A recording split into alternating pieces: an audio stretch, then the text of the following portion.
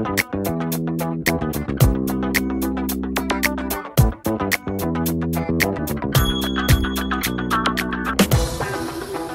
veut aider les professionnels à trouver un lieu où travailler. Bonjour Clément Alteresco. Bonjour French Web. Vous êtes le cofondateur de bureauapartager.com. Qui sont vos clients et que viennent-ils chercher? Alors sur BAP, on a d'abord avant tout des TPE, PME qui viennent chercher des solutions flexibles pour héberger leur entreprise.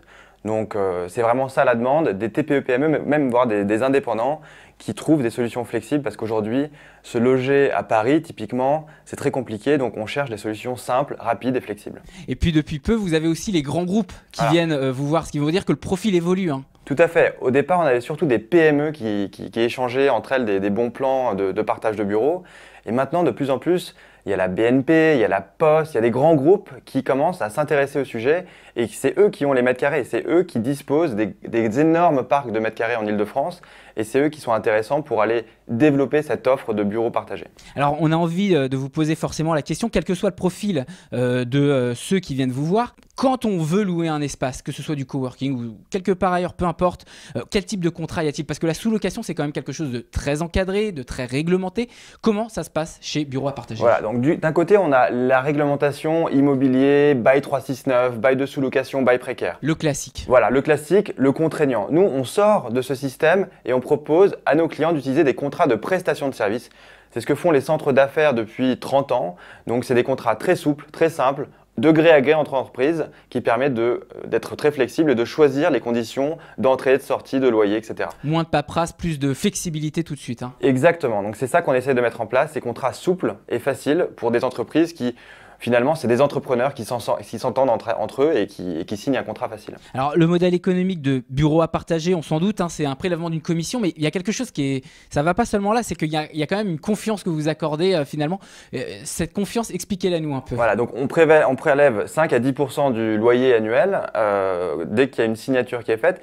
Et c'est vrai qu'on demande à nos clients, et c'est assez rare finalement, on a confiance en eux, on leur demande même de signer une petite clause de confiance dans le contrat. Et c'est eux qui nous disent s'ils trouvent un colocataire grâce au site.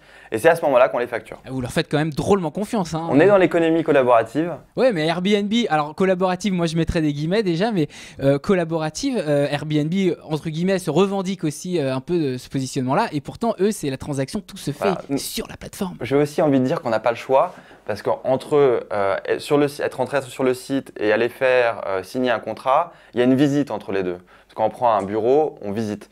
Donc on est quelque part des intermédiaires, c'est normal. Donc on fait confiance à nos clients, que ce soit l'offre ou la demande, pour nous dire qu'il y a eu une signature grâce à nous. Bon, alors Bureau à Partager, ce qui est intéressant, c'est aussi l'histoire. C'est un site qui existe depuis 2007 et puis la société est venue en 2012. Donc vraiment, c'est né d'un besoin qui ensuite est devenu une entreprise. Aujourd'hui, 3 ans après le lancement officiel de l'entreprise, quelques chiffres. Le chiffre d'affaires, par exemple, c'est déjà, je crois, proche du million. On espérait arriver au million, on arrive à 900, donc on n'est pas très loin en 2014. On a des belles perspectives pour 2015.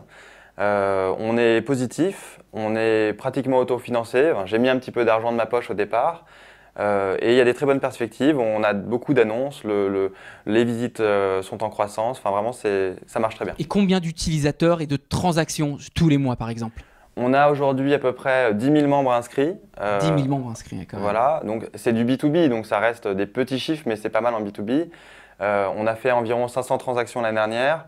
On gère aussi un parc aujourd'hui de 5000 m² de coworking éphémère pour le compte de Foncière. Alors voilà, ça c'est votre deuxième activité qui représente quasiment la moitié du chiffre d'affaires. On est à peu près à 400 sur cette activité effectivement en 2014. Le principe est simple, on s'est rendu compte avec des propriétaires qui avaient un parc immense de mètres carrés qui était juste vide, dont les propriétaires ne savent pas quoi faire. Soit qu'ils sont plantés, soit qu'ils ne sont juste pas loués parce qu'il y a des permis de construire en cours, il y a des rénovations, etc. Et donc nous, on prend ces espaces et on dit aux propriétaires, laissez-nous les exploiter en coworking éphémère, on les met à disposition, on fait des colocations d'entreprise. Et du coup, ça fait du chiffre d'affaires qu'on partage avec le propriétaire. Et ça, c'est vraiment une activité nouvelle qu'on essaye de proposer à ces anciens de l'immobilier.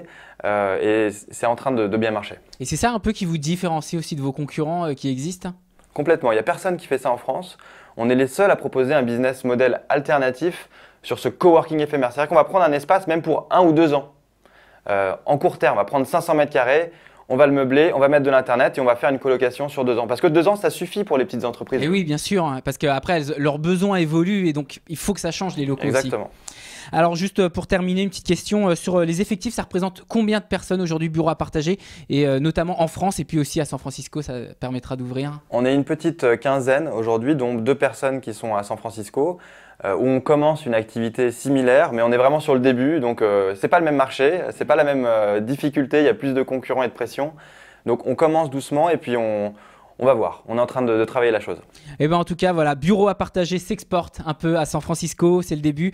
Merci Clément Alteresco, je rappelle, le cofondateur de bureauapartager.com. Merci.